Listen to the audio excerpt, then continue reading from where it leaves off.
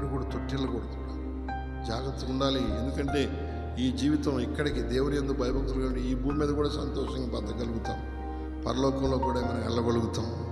లేకపోతే ఇక్కడ తప్పిపోయి అక్కడ తప్పిపోతే గమ్యం ఎరగనటువంటి వారిగా ఉంటుంది మన ప్రయాణం. అలసిపోయి సొమ్మసిల్లి సొక్కిపోయి మన జీవితంలో ఎన్నో రకాలుగా కూలిపోతూ ఉంటాం. కనుక అలా ఉండటానికి వీల్లేదు.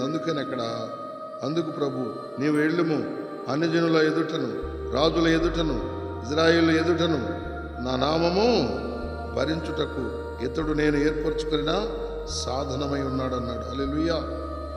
అందుకని అక్కడ చెప్పబడిన మాటలు, మొదటిది అన్ని జనుల ఎదుట